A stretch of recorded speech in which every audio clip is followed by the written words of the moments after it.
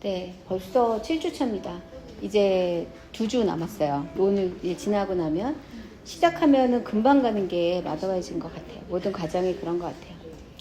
자, 이번 주에는 이제 자녀와의 관계에 있어서 그 체벌, 즉 훈육에 대한 이야기를 좀 이제 나누셔야 될 것 같거든요. 그래서 아이들을 잘 키우는 데 있어서 또 아이들과의 관계를 잘 하는 데 있어서 훈육이 제일 어려운 부분이기도 하겠지만, 그리고 요즘은 이제 그렇게 안 하는 게 맞다고 생각하시는 부모들이 꽤 많이 있는 것 같아요. 그런데 성경의 입장에서는 뭐라고 말하는지 거기에 대한 부분들을 우리가 좀 한번 듣고, 그리고 그 부분을 우리 자녀들과 함께 나누는 부분들이 좀 필요한 것 같다 생각이 듭니다. 이 자녀와의 관계에서 우리가 줄 이제 3가지 선물에 대한 이야기를 이제 하면서 지나가거든요. 첫 번째로 우리가 자녀에게 주는 선물이 있다면 첫 번째는 무조건적인 사랑, 두 번째는 경계선 세워주기, 그리고 세 번째는 하나님의 말씀을 전해주는 거. 이렇게 3가지를 오늘 이제 이 과에서는 얘기를 하고 있어요. 근데 이제 특별히 두 번째 경계선을 정하는 이 부분이 훈육하고 관계가 되어 있거든요. 그래서 경계선이 없으면 엄청 자유롭고 엄청 잘 클 것 같지만 실제로는 전혀 그렇지 않아요. 오히려 어디로 가야 할지, 어디가 내가 서 있어야 될 자리인지 헷갈리다 보면 오히려 더 많이 움츠러들고 정말 해야 될 때 용기를 못 내는 경우들이 생기게 돼요. 그래서 오늘과는 특별히 이 경계선을 세우는 일, 그 일에 있어서 우리가 어떻게 자녀들과 소통해야 되는가라는 부분들을 이제 교재에서 이제 다루게 됩니다. 이번 한 주간의 그 주제 성구는 잠언 29장 17절 말씀이에요. 내 자식을 징계하라. 그리하면 그가 너를 평안하게 하겠고 또 내 마음에 기쁨을 주리라. 자, 그럼 첫 번째, 자녀에게 줄 수 있는 그 선물, 무조건적인 사랑인데요. 아이들이 사랑을 어디서 배울까요? 예, 우문입니다. 예, 현답은 가정이죠. 하나님이 어떤 분이신지, 사람들이 어떤 것인지를 알게 되는 그 자리가 사실은 가정이에요. 특별히 이렇게 더 이렇게 포커스를 맞춘다면 엄마인 거죠. 엄마가 아이를 잉태하고 배 속에 데리고 있다가 낳아서 키우는 모든 과정 가운데 이 한 생명을 위해서 희생을 엄마만큼 하는 사람은 사실은 없어요. 그래서 이 엄마에게 이 가정에서 이 사랑을 경험해 보지 못하면 이제 그 사랑이 어떤 건지를 배울 장소가 이제 없는 거죠. 이 사랑은 당연히 표현돼야 되는 거고요. 표현한 사랑만 우리가 경험할 수 있어요. 마음으로 너무 사랑해. 근데 표현을 하나도 안 해요. 그럼 애가 못 알아듣는다고 야단칠 게 아니라 알아들을 수 있도록 표현하는 게 이제 필요한 부분입니다. 이 교재에서는 이제 3가지를 얘기를 해요. 무조건적인 사랑을 어떻게 표현할 거냐. 첫 번째는 이제 아이들에게 시간을 할애해 주는 거예요. 아이들이 필요로 할 때 그 자리에 있어 주는 거. 뭐 당연한 거 아니야? 근데 실제로 잘 살펴보면 실제로 그렇지 않을 때가 많이 있어요. 그리고 아이가 엄마가 나한테만 완전하게 집중하고 있다는 시간을 이게 알게 해주는 거. 그게 너무 중요한 부분이에요. 방해 없이 엄마랑 함께 있는 시간, 그것도 필요하다고 이제 얘기를 해요. 근데 이거 할 때 되게 저도 많이 찔리더라고요. 시간이 너무 기본적인 건데 아이들에게 무조건적으로 아이들만 집중해서 있기보다는 다른 일을 하면서 엄마 여기 있어, 엄마 여기 있어 이렇게 할 때 진짜 많잖아요. 근데 그걸로 아이들이 절대 만족하지 못한다는 거. 눈을 맞춰주고 그래 내가 엄마가 너를 보고 있어 라고 말해주는 거, 또 행동으로 보여주는 게 이제 무조건적인 사랑을 아이들이 깨닫게 해주는 그런 가장 기본적인 부분이라는 거죠. 두 번째는 이제 신체적인 접촉이에요. 스킨십. 많이 안아주고 예쁘다 해주는 부분들. 세 번째는 이제 대화인데, 저는 여기서 마음에 좀 와닿는 게 말하는 거를 듣는 거, 물리적으로 듣는 거 플러스 마음으로 듣는다라고 표현을 하고 있거든요. 그러니까 소리만 알았어 필요를 채워주는 거 말고 이 아이가 말하는 그 마음을 알아주는 게 필요한 거죠. 엄마 여기 나 다쳤어 라고 말했을 때 밴드 붙여주는 거. 그래 저기 서랍에 밴드 있어 붙여. 이게 아니라 왜 그랬어? 그거 어떤 상황이었니? 그때 너 마음은 어땠니? 이렇게 만져주는 거. 마음으로 듣는 과정들이 이제 필요하다라고 얘기를 해요. 그러니까 이러려면 사실 애들을 계속 관찰하는 게 필요하겠죠.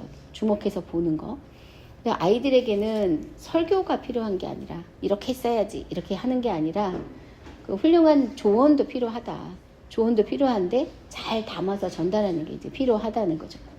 우리가 이제 믿는 엄마들이잖아요. 믿는 엄마들이기 때문에 우리가 크게 실수하는 것 중에 하나는 하나님의 말씀을 너무 열심히 전달해서 그 마음을 전달하지 못할 때가 너무 많아요. 여기는 항상 예습을 먼저 하시나 봐요. 이 정도면 하나님의 말씀을 전하는 건 너무 좋은데 이게 잘못 전달되면 아이들에게 그 알게 모르게 상처가 먼저 입혀질 수가 있어요. 그래서 하나님에 대한 오해가 생길 수도 있어서 하나님의 말씀 자체를 문자를 너무 열심히 전달하려고 노력하기보다는 그 안에 담겨있는 사랑의 마음을 전하는데 집중하는 게 이제 필요하다 이렇게 얘기를 하고 있습니다. 이 무조건적인 사랑을 이렇게 전하는 데 있어서 장애가 되는 게 또 한 3가지 정도 있는데요. 첫 번째는 부모인 내가 무조건적인 사랑을 받아본 경험이 부족할 때 어떤 사랑을 줘야 되는지 모를 수가 있어요.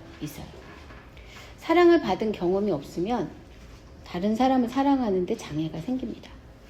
그래서 이제 그 사랑을 우리가 흘려보내주기 위해서 반드시 필요한 게 내가 먼저 사랑을 받는 경험을 해야 돼요. 이를 위해서 이렇게 우리 한번 스스로를 돌아보는 게 필요해요. 아, 나는 사랑을 잘 흘려보내는 사람인가? 아니면 내가 사랑을 이렇게 전하는 데 있어서 너무 좁은 통로가 아닐까? 혹은 왜곡되어 있는 부분이 있진 않나? 이런 상황을 이제 살펴볼 때 반드시 그게 이렇게 좁아진 이유가 있거든요. 좁아지거나 왜곡된 이유가 있어요. 근데 그 관련된 사람들이 있습니다. 그 일에 관련된. 특히 이제 부모님의 영향을 많이 받는 경우가 있어요. 아버지와의 관계가 힘든 분들은 하나님의 아버지 되심을 얘기할 때 너무 자연스럽게 거절감이 있어요. 아버지를 이렇게 경험을 안 해봤는데 어떻게 하나님의 아버지라는데 내가 내 삶을 전부 다 맡길 수 있나. 어머니가 너무 많이 이렇게 주장하시고 너무 강한 성격을 가진 분들은 어머니에 대한 그 부분 때문에 아이들에게 지나치게 허용적일 수도 있어요. 그걸 반복하고 싶지가 않아서. 우리가 한번 잘못된 경험을 하면 반대쪽으로 크게 가게 되거든요. 근데 하나님은 그 가운데서 정말 완벽한 균형을 잡고 계시는 분이시잖아요. 그래서 만약에 우리가 정말 이 무조건적인 사랑을 흘려보내는 일에 어려움이 있다면 왜 그런지 그 일에 관련된 사람이 누군지를 한번 돌아보는 게 필요합니다. 그럼 돌아보고 나서 해야 될 일은 그분들을 적극적으로 용서하는 거예요. 그냥 제가 예전에 너무 미워했던 선생님 얘기를 한번 했잖아요. 그 선생님을 미워하는데 제가 20년 동안의 에너지를 썼어요.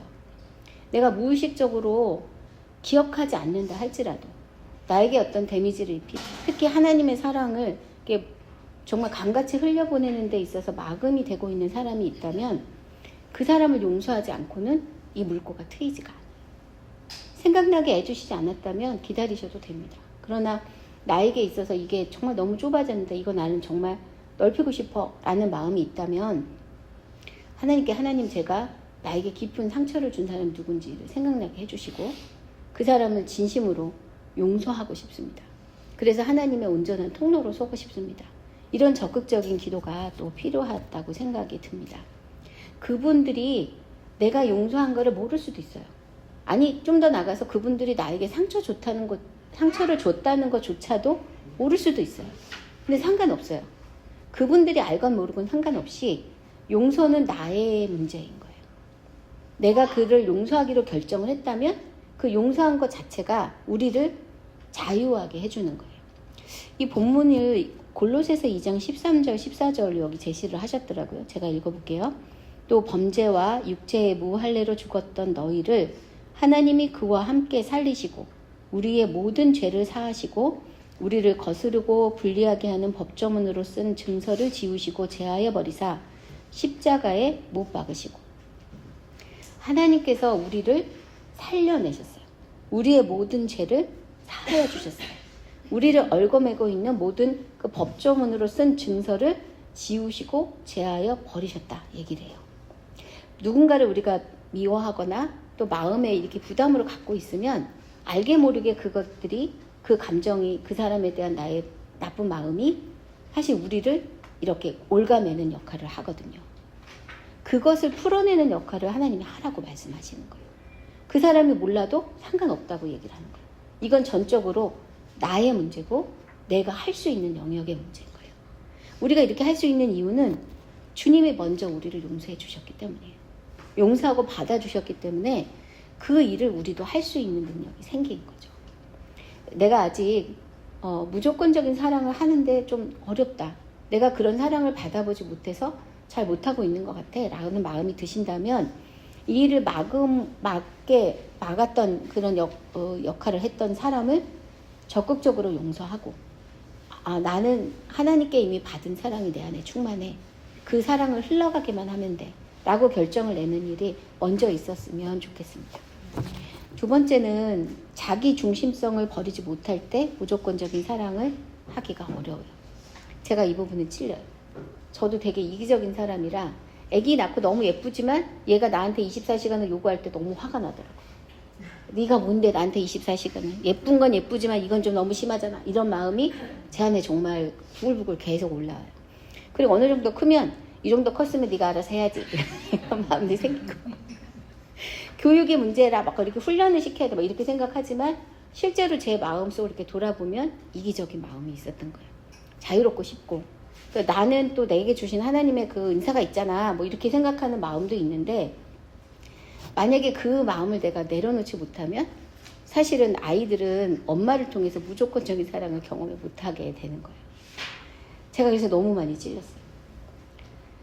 제가 이은이를 봐도, 우리 사모님을 봐도, 애기 나는 둘 키웠거든요. 그래서 이제 충분해. 더 이상은 키우기가 어려울 것 같아. 그렇게 생각했는데 이은이를 키우는 우리 저기 사모님을 볼 때마다 너무 대단하다 이런 생각이 정말 들어요. 둘째하고 셋째는 정말 다르잖아요. 선녀와 나무꾼 생각해 보세요. 새 날 때까지 기다린 이유는 셋을 키우는 거는 이게 그냥 보통 힘으로 안 되기 때문인 거죠. 그러니까 근데 셋이나 하나나 사실 우리가 생명을 대할 때는 이 아이가 우리 사정 안 봐줘요. 100%의 엄마 삶을 100%의 헌신을 요구하잖아요. 이것을 놓는 것들을 경험하지 못하면 사실 이제 자녀들에게 내가 너를 무조건적으로 사랑해 라는 말을 또 행동을 할 수가 없게 되는 거죠. 저는 엄마들의 삶이 이제 거룩한 산제사 그 자체라고 생각해요. 로마서 12장 1절 2절에도 그런 얘기 있죠. 그러므로 형제들아 내가 하나님의 모든 자비하심으로 너희를 권하노니 너희 몸을 하나님이 기뻐하시는 거룩한 산제사로 드리라. 이는 너희가 드릴 영적 예배니라. 너희는 이 세대를 본받지 말고 오직 마음을 새롭게 함으로 변화를 받아 하나님의 선하시고 기뻐하시고 온전하신 뜻이 무엇인지 분별하도록 하라. 엄마가 된다는 건 사실 거룩한 산제사로 하나님께 드리는 영적 예배로 우리의 일상을 드리는 겁니다. 하나님이 그 일을 남자에게 맡기지 않으시고요. 여자에게 주셨어요. 그 말은 우리가 할 수 있는 능력도 우리에게 주셨다는 뜻입니다. 제가 어젠가요 무슨 사진을 봤는데 애를 12명을 낳으신 분이 있더라고요. 그러니까 상상도 너무 힘든데 와 정말 대단하다 생각. 이분은 정말 평생 이제 아이를 키우는 일만 하셨겠구나 그 생각이 좀 들었어요. 그리고 세 번째는요, 이거 되게 중요한 조건인데 무조건적인 사랑의 그 장애물이 되는 게 부모가, 내가 엄마가 돼서 사랑받은 경험이 부족한 거, 또 내가 나 중심적인 생각을 놓치지 않는 것도 되게 이제 중요한 장애물인데, 세 번째는 뭐냐 하면요, 이것도 이기적인 거라고 생각해요. 조건적으로 아이를 수용하는 태도를 갖는 거예요.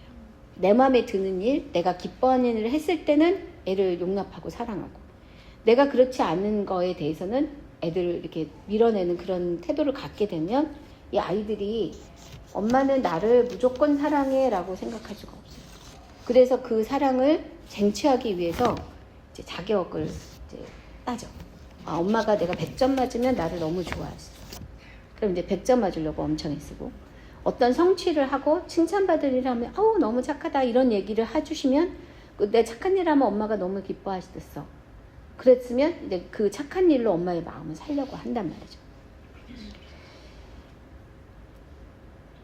이렇게 만약에 조건적으로 엄마가 나를 수용한다라고 생각을 하게 되면 자기의 전부를 이렇게 엄마에게 드러낼 수가 없어요. 엄마가 좋아하는 것만 얘기를 할 수밖에 없거든요. 제가 어렸을 때 우리 아버지 정말 사랑이 많은 분이셨거든요. 그런데 이제 칭찬하시는 그 포인트가 있어요. 그래서 그 포인트가 내가 부족하다고 생각하면 아버지한테 그 얘기를 못 하는 거예요. 그리고 이제 뭐 1등 하는 거 너무 좋아하시고, 그러면은 이제 1등을 못하면 집에 들어가기 힘들어. 공부 잘한 건데. 근데 그게 아버지가 저를 이렇게 거부해서가 아니었거든요. 그 일이 너무 기쁘다는 표시였는데, 저희 아버지도 믿음이 잘 없으셨고, 저도 그랬으니까, 교회에 다녀도 하나님의 마음을 잘 몰랐으니까. 이 부분이 그냥 아버지의 기쁨의 표시였구나라고 받아들이기에는 저는 너무 어린 거예요. 그리고 아버지도 그것을 그렇게 표현하기에는 옛날 분이신 거고. 그 일들이 아주 오랫동안 제 안에 신앙적인 부분에서도 데미지가 있었어요. 그래서 하나님은 내가 잘하든 못하든 나를 그대로 받아주셔 라는 그 말을 그대로 받기까지 좀 긴 시간이 걸렸었거든요. 이 일을 우리가 아이들에게 집에서 해줄 수 있다면, 지금부터 해줄 수 있다면 아이들 너무 행복한, 그 성도로도 잘할 수 있는 그 배경이 세워지는 것 같아요. 성경에 보면 잃어버린 두 아들 이야기 중에 그 탕자 있잖아요. 탕자가 떠날 때도 하나님이 아버지가 말없이 보내줍니다. 그리고 돌아올 때를 보면 돌아올 때까지 돌아오기를 기다리고 주목해 보고 있었던 아버지를 보게 돼요. 돌아올 때 완전히 상그지 모습으로 왔거든요. 그런데 아버지가 그 당시에 이 아버지는 이 재산이 많은 걸 보면 족장이에요. 굉장히 유지라는 거예요. 이 유지들은 절대 우리나라 양반처럼 뛰지 않아요. 그 긴 옷자락을 입고 절대 뛰지 않고 천천히 걷는 사람들이에요. 집 밖으로 잘 나가지도 않아요. 그런데 이 아버지가 아들이 돌아오는 것을 보고 20절에 보면, 누가복음 15장 20절에 보면 아버지가 거리가 먼데, 아직도 거리가 먼데 아버지가 그를 보고 측은히 여겨 달려가 목을 안고 입을 맞춘다. 이렇게 표현하고 있거든요. 아버지는 모든 체면을 다 내려놨어요. 이 아들이 너무 잘나서가 아니라 이 아들 자체가 이 아버지의 관심이었던 거였잖아요. 그리고 그 말을, 이 아버지의 행동 때문에 이 아들이 사실 집에 가기 전에 아버지한테 할 멘트를 준비하고 갔어요. 제가 너무 많아서 이제 아버지의 아들로 못 살겠습니다. 저를 종으로도 받아주세요. 이렇게 멘트를 준비를 하고 갔거든요.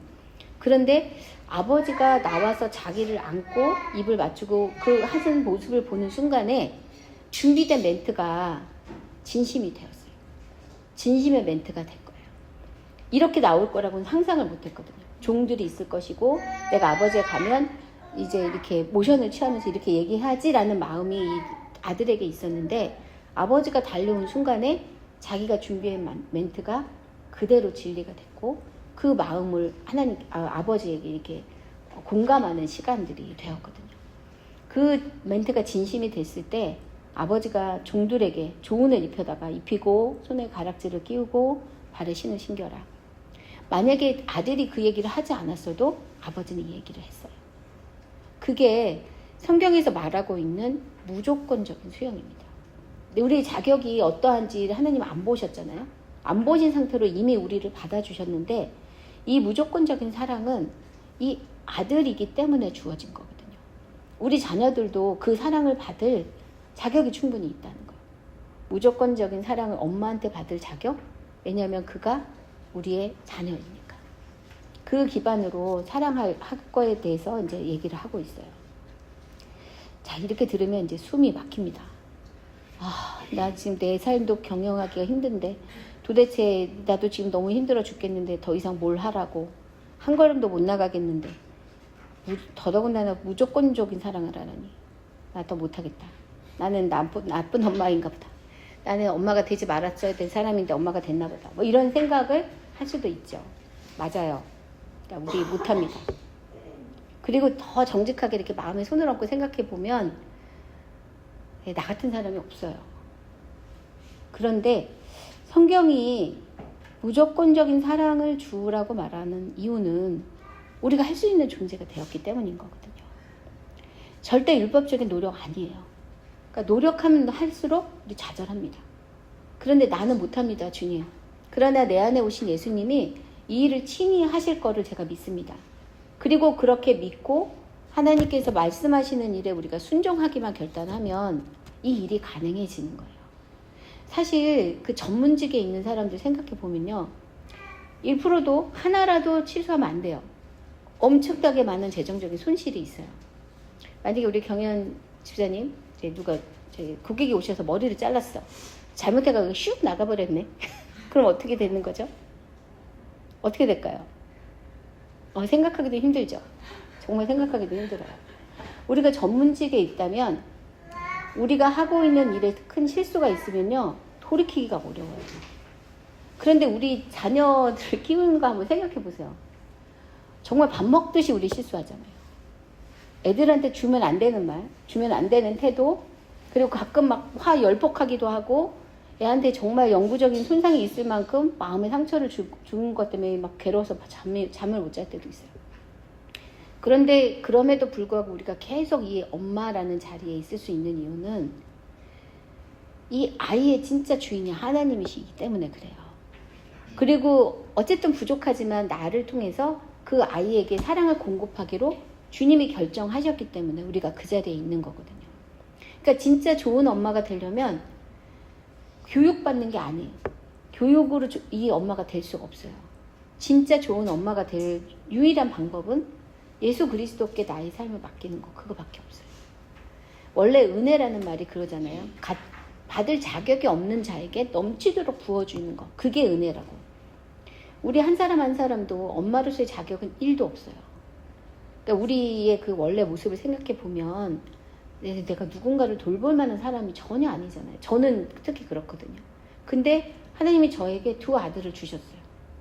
그 일은 하나님이 내가 네 아들 키울 거야 라는 약속이 있기 때문에 그 아들을 키울 수 있었던 거거든요. 이제부터 하시면 됩니다. 네.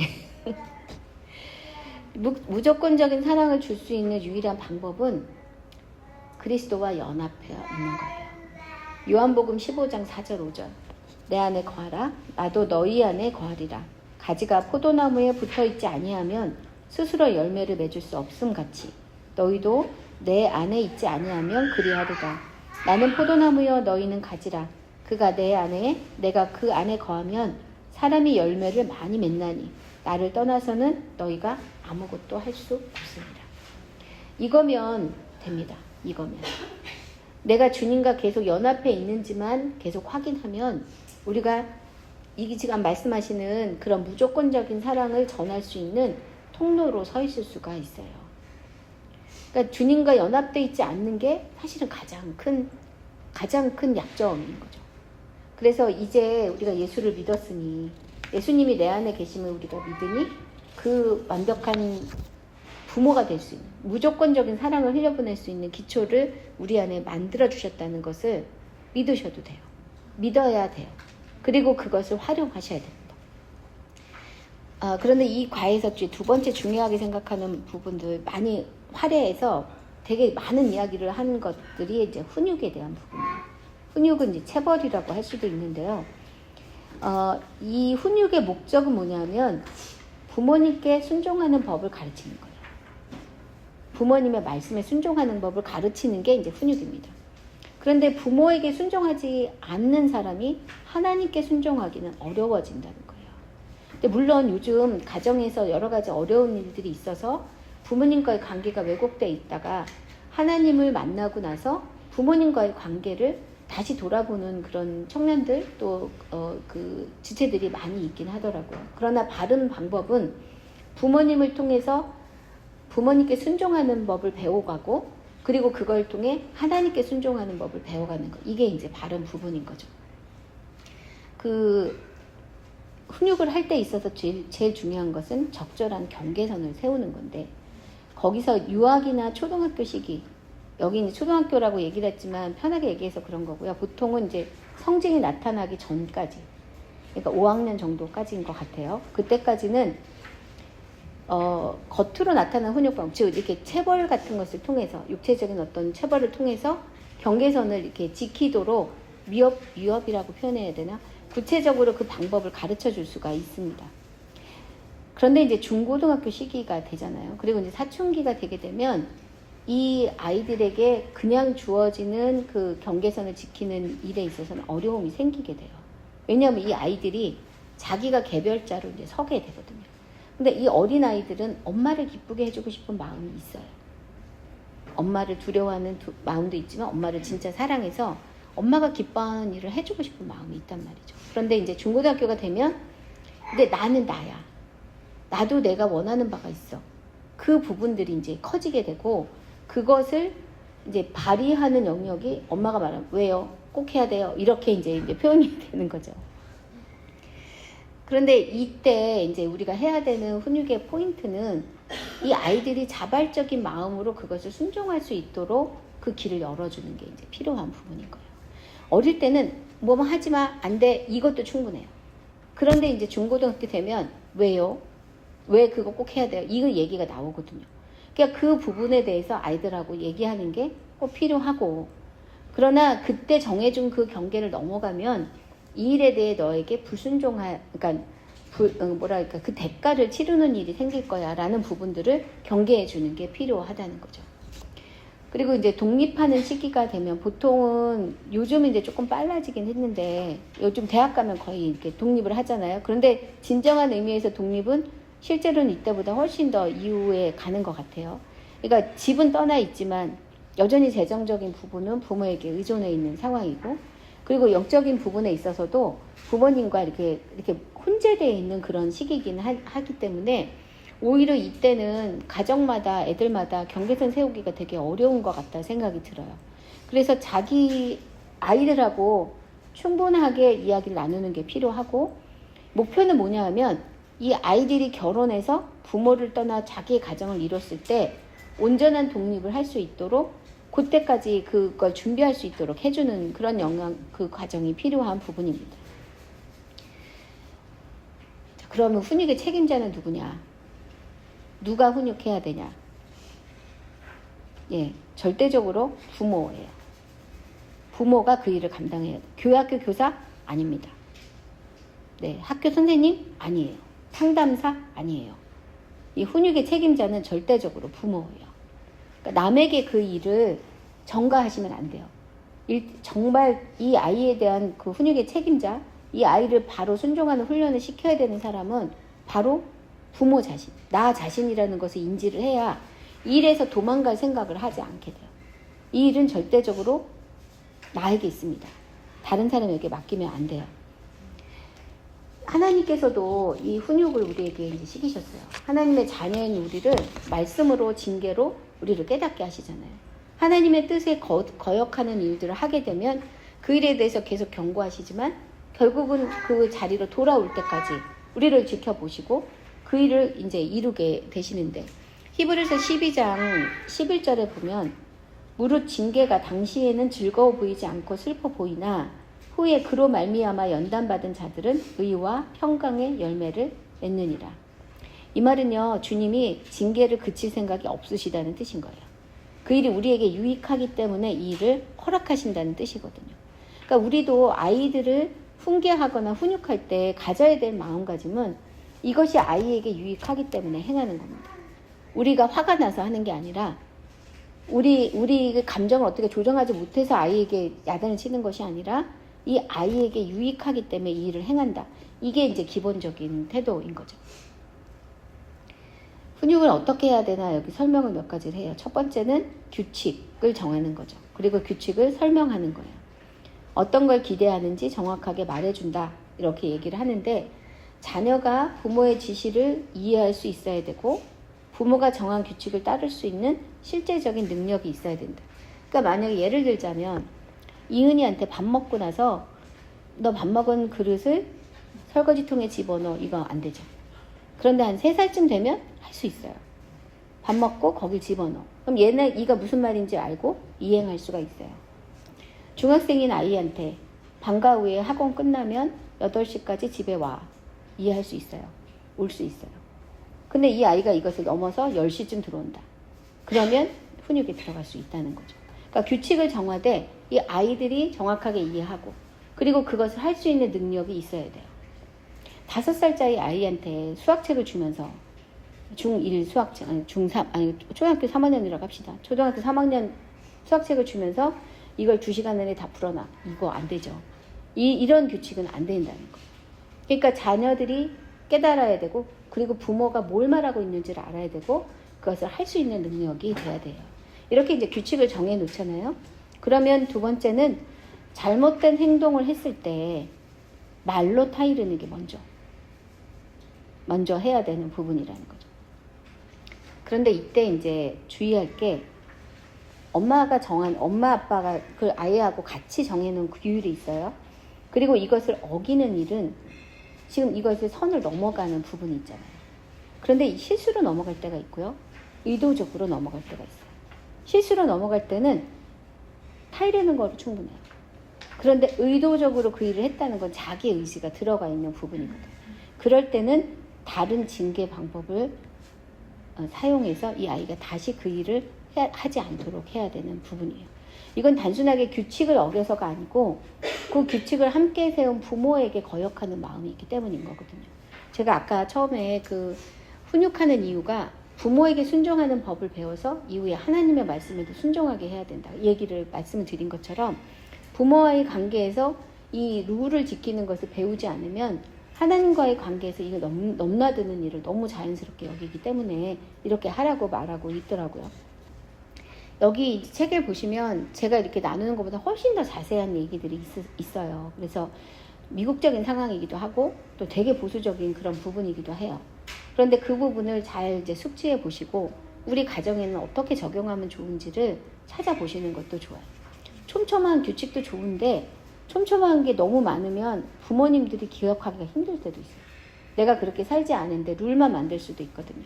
그러니까 이런 부분들은 정직하게 자기를 돌아보는 게 좀 필요한 부분인 것 같아요. 그렇게 말로 훈계도 안 되면 이제 체벌, 때리라는 거예요.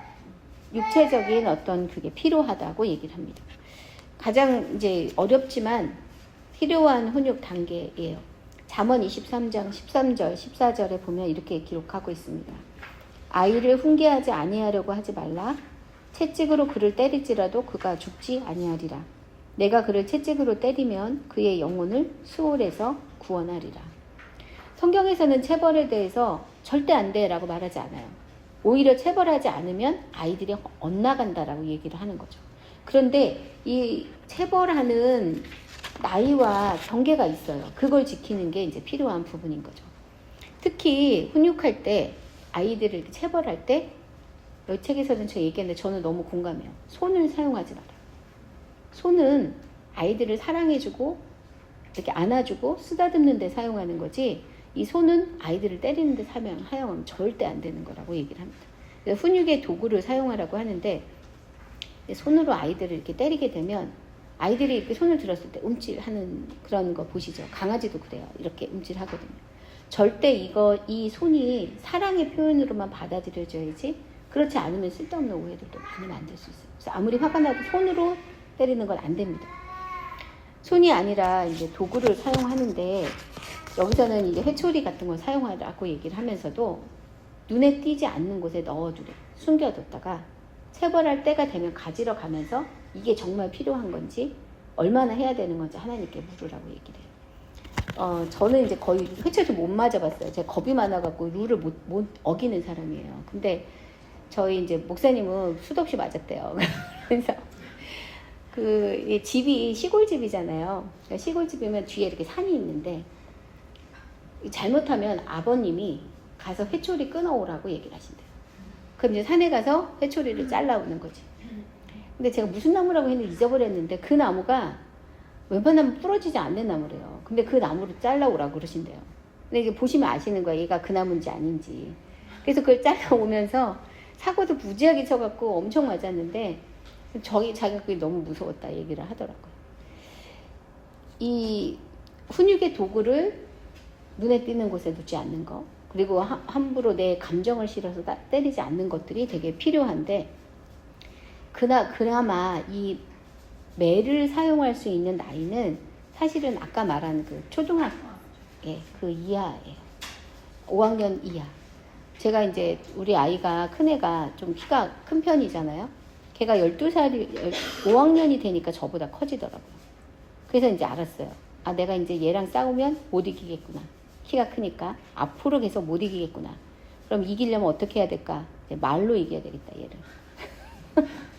말로 이기기로 작정을 하고, 그리고 이제 남자아이들이니까 존경을 받아야 되는데 제가 힘으로는 어떻게 존경을 못 받으니까, 그리고 얘보다 내가 공부를 잘하니까 지식으로 존경을 받아야 되겠다, 이렇게 작정을 했어요. 그러니까 이제 체벌은 그때가 끝인 거예요. 이 아이들이 커지고 이제 맞는 거에 대해서 자존심 상할 나이가 되면, 특히 이제 사람들 앞에서 그러면 진짜 안 되고, 근데 그럴 때가 되면 이제는 얘가 매가 아니라 다른 것으로 체벌하는 때가 이제 오게 되는 거죠. 사춘기 아이들은 여기서 어떤 제안을 하냐면, 때리는 대신에 그들의 특권을 제한하라고 얘기를 해요. 그러니까 예를 들어서, 그럼 이제 규칙이 있어야 되겠죠. 그럼 주말이면 너네들은 뭐 오후에 나가서 뭐 자유시간을 가질 수 있다, 이런 규칙이 있었다면 잘못했을 때는 그것을 박탈하는 거예요. 그럼 요번 주 외부 활동 금지, 룰이 있어야 이게 가능해요. 근데 그런 것들이 오히려 얘네들한테 진짜 벌로 다가온다는 거예요. 근데 이제 이렇게 큰 애들을 때리게 되면 자존심만 상하고 마음만 상하게 되지 실제로 교정 효과는 없다는 거죠. 체벌은 반드시 부모가 흥분한 상태에서 하면 안 되고, 완전하게 아주 뭐라 그러죠, 차가운 상태에서, 평정심을 가진 상태에서 해야 되는 거고, 목적은 교정하는 것뿐만이 아니라 자녀가 부모의 말에 순종하는 거에 있어야 한다라고 얘기를 해요. 아이를 학대하는 거, 과하게 때리거나 그러는 것도 정말 잘못한 일이고요. 또 하나 잘못한 일은 훈육을 해야 되는데 안 하는 거. 이거는 정말 심각한 부분이에요.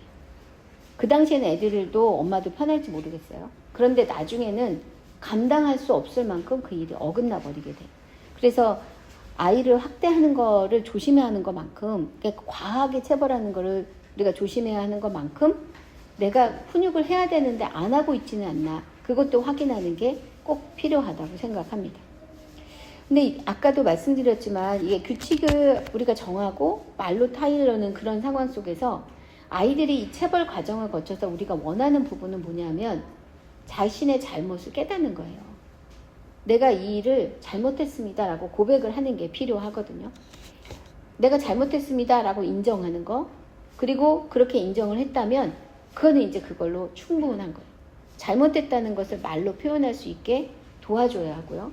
그리고 잘못한 일을 바로잡는 일에 힘을 쓰도록 해줘야 돼요. 만약에 이제 이걸 다 치워야 되는데 안 치우고 놀다가 야단을 맞았어요. 그러면 그 다음에 일은 엄마 제가 잘못했습니다. 그 다음에 해야 될 일은 장난감 정리를 다 하는 거예요.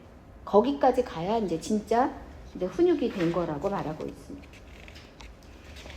아이들이 내가 잘못했습니다 라고 말했다면 우리가 해야 될 일은, 우리가 하나님께 완전히 용서받은 것처럼 우리도 이 아이들을 용서해 주는 거죠. 용서라는 거는 깊은 바다에 돌멩이를 던지는 거예요. 다시 꺼내지 않는 거예요. 우리 이게 야단칠 때 너 지난번에도 그러고 요번에도 또 그러고 막 이렇게 하잖아요. 그렇게 안 하는 거. 그 일에 대해서만 얘기를 하는 거, 그게 이제 용서입니다. 요한 1서 1장 9절, 만일 우리가 우리 죄를 자백하면 그는 미쁘시고 의로우사 우리 죄를 사하시며 우리를 모든 불의에서 깨끗하게 하실 것이요. 예, 이런 은혜를 우리가 받았어요. 그럼 아이들을 다룰 때도 똑같이 이 기준에 준해서 아이들을 대해 주어야 한다는 것을 말하고 있습니다. 사실 율법에 보면요, 잘못했습니다 라고 끝나는 경우가 없어요. 잘못한 것에 대한 배상이 반드시 있고요. 그리고 특히 어떤 부분에 있어서는 그 바로잡는 거에 플러스 5분의 1을 더하게 되어 있어요. 그 일이 과한 게 아니에요. 그 일로 인한 손해를 배상하는 것까지가 이 훈육의 마무리라는 것을 이제 말씀드리고 싶어요. 세 번째 우리가 줄 수 있는 아이들에게 줄 수 있는 선물, 세 번째는 이제 말씀인 거죠. 하나님의 말씀. 그리고 그 말씀을 통해서 이 말씀이 아무리 중요하고 좋은 선물이라 할지라도 아이들의 마음밭이 깨끗하지 않으면, 이게 정결하게 되어 있지 않으면 이 선물을 받아들이기가 쉽지가 않아요. 신명기 6장 4절 9절 말씀을 제가 읽어볼게요. 이스라엘아 들으라. 우리 하나님 여호와는 오직 유일한 여호와시니 너는 마음을 다하고 뜻을 다하고 힘을 다하여 내 하나님 여호와를 사랑하라. 오늘 내가 내게 명하는 이 말씀을 너는 마음에 새기고 내 자녀에게 부지런히 가르치며 집에 앉았을 때에든지 길을 갈 때에든지 누워있을 때에든지 일어날 때에든지 이 말씀을 강론할 것이며 너는 또 그것을 내 손목에 매어 기호를 삼으며 내 미간에 붙여 표로 삼고 또 내 집 문설주와 바깥 문에 기록할지니라. 하나님이 원하시는 거는 하나님의 말씀을 가르치는 거예요. 이거는 예외가 없어요. 그리고 그것을 항상 가르치라고 말씀하고 계시거든요. 그러니까 항상 이 말씀을 가르치려면 항상 우리 아이들이 말씀을 받을 만한 마음이 있는지 없는지를 확인해야 되는 거예요. 사실 우리도 그렇잖아요. 마음이 상하면 알지만 안 하고 싶어. 그런 마음이 들잖아요. 근데 아이들도 마찬가지라는 거예요. 하나님의 말씀, 엄마 아빠가 너무 소중하게 여기고 있는 하나님, 그리고 또 그 신앙을 알지만 엄마 아빠가 내 마음을 상하게 했어. 그리고 그 마음을 살펴주지 않는다면 그 말씀에 집중하고 싶지 않은 마음이 우리 아이들에게도 있다는 거예요. 그래서 이 신명기 6장 4절 9절 말씀처럼 우리가 밤낮 없이 아이들을 부지런히 가르치고 기억하게 하려면 우리 아이들의 마음이 말씀을 받을 만큼 부드러운 상태로 완전한 상태로 되어 있는지를 계속 확인해야 되는 게 필요하다는 겁니다. 하나님께서도 우리에게 강압적으로 하지 않으시잖아요. 그러니 우리도 아이들을 대할 때도 인격적으로 대하는 게 필요한데 그 인격적인 관계에서는 아무 말도 안 하고 아무 터치도 안 하는 게 그게 인격적인 게 아닌 거예요. 제대로 된 것들을 가고 있는지를 확인해야 되고 그렇지 않으면 애를 징계를 해서라도 그 일로 돌아가게 해야 진짜 제대로 된 마음을 갖게 돼요. 저희가 이제 선교사로 있으면서 우리 아이들이 제가 아까도 잠깐 얘기했는데 12년 동안 학교를 13번을 옮겼어요. 대륙을 오가며. 그러니 뭐 이렇게 학교나 이런 게 쉽지는 않았죠. 그리고 특히 작은 애가 돌아와서 이제 입시를 했습니다. 7년을 외국에서 살았는데 여기서 이제 그 수능을 다 보고 입시를 다 했어요. 그러니 뭐 점수가 잘 나올 수가 없죠. 제가 살다 그런 성적표는 처음 봤습니다. 그런데 그 성적으로 이제 학교를 가려니까 얘가 두려운 마음이 있는 거예요. 도망가고 싶은 마음이 있는 거죠. 그래서 저한테 뭐 일본에 유학을 가면 안 되냐. 그리고 또 학교 다니다가 재수하면 안 되냐. 예, 제가 뭐를 했겠어요. 제가 팩폭을 했죠. 재수는 재력과 실력의 상위 1%만 하는 거야. 이렇게 확실하게 알려주고. 그리고 지금 유학 간다면 도피성 유학이야. 너 여기서도 공부 안 되는데 어떻게 외국 가서 공부를 하겠니? 근데 저는 그 부분이 우리 아이에게 꼭 필요한 시간이었다고 생각해요. 나중에 그러더라고요. 엄마 그렇게 말할 때 너무 미웠대요. 그런데 지나고 보니까 그 말을 그때 들었어야 됐다. 그 얘기를 나중에 하더라고요. 지금 당장은 체벌을 하거나 훈육하는 게 아이에게 괴로울 수 있어요. 그런데 그걸 지금 안 하면 나중에 정말 큰 대가 지불을 하게 됩니다. 근데 우리 방법이 아니라 하나님의 방법으로 그 아이들에게 접근할 때 주님이 나보다 먼저 그 아이의 마음을 만져주시고 일을 하시는 거죠. 그걸 믿는 게 진짜 믿음이라고 생각해요. 어찌 보면 이게 제일 힘든 부분이라고 생각해요.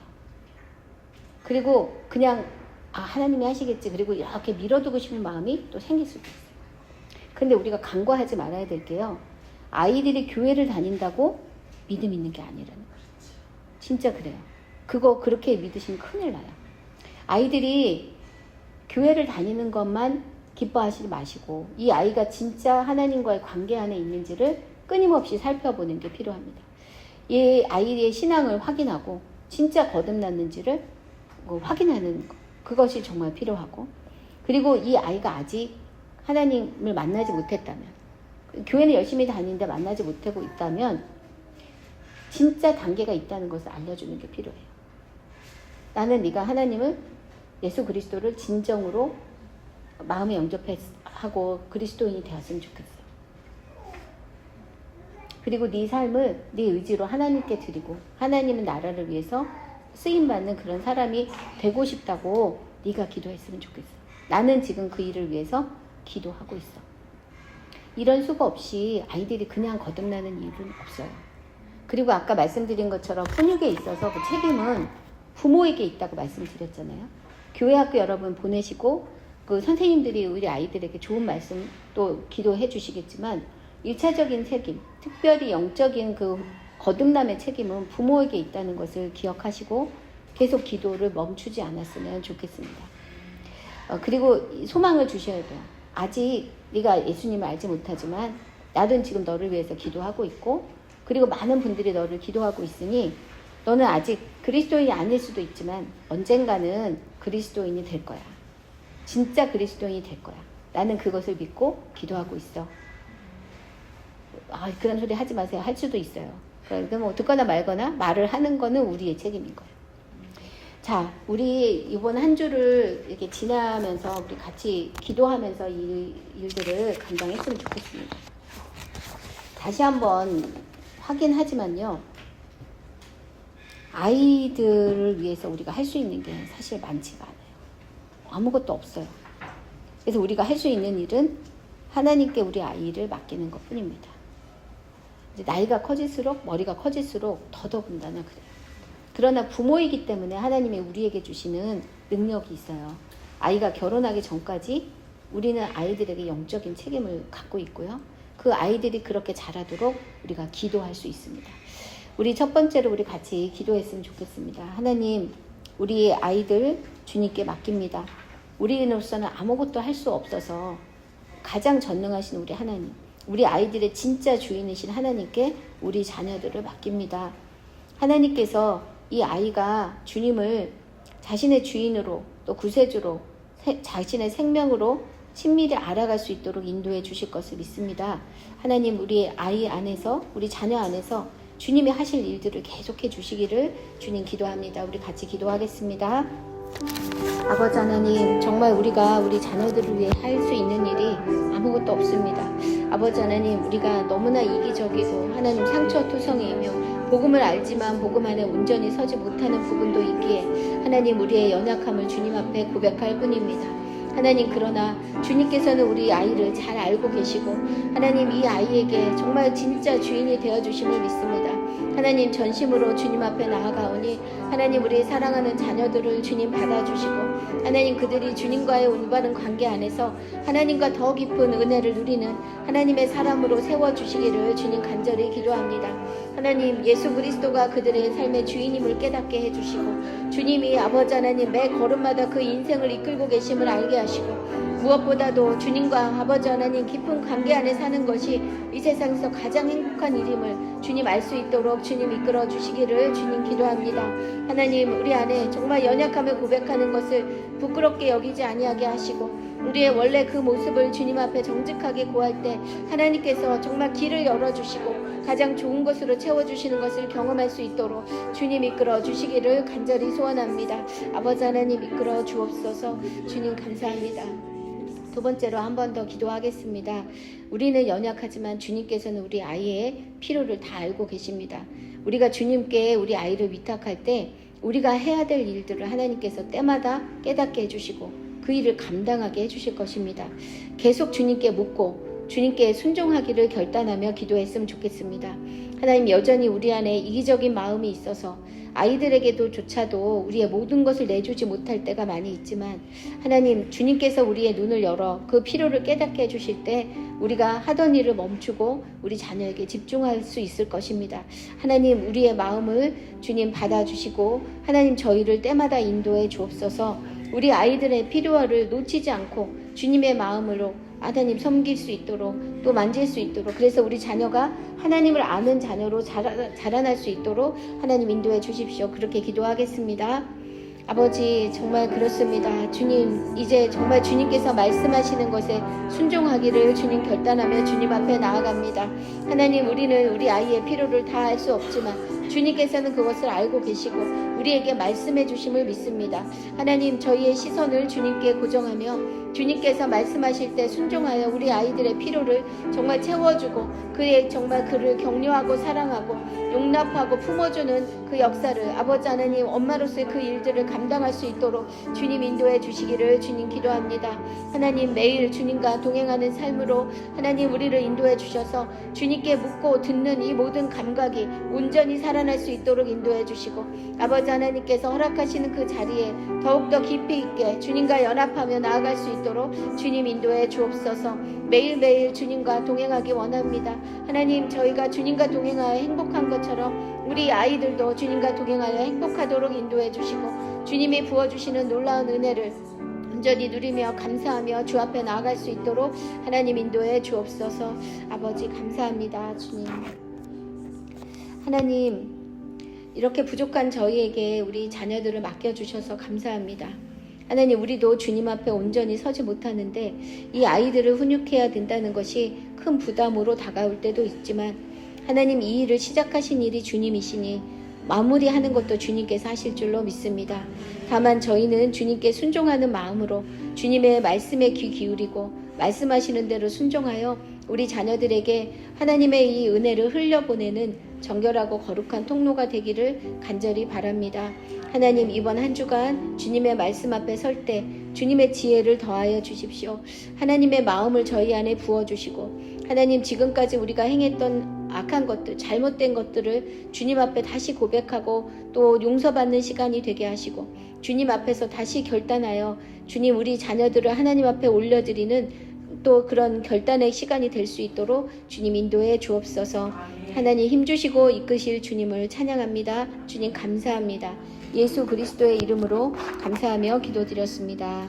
아멘.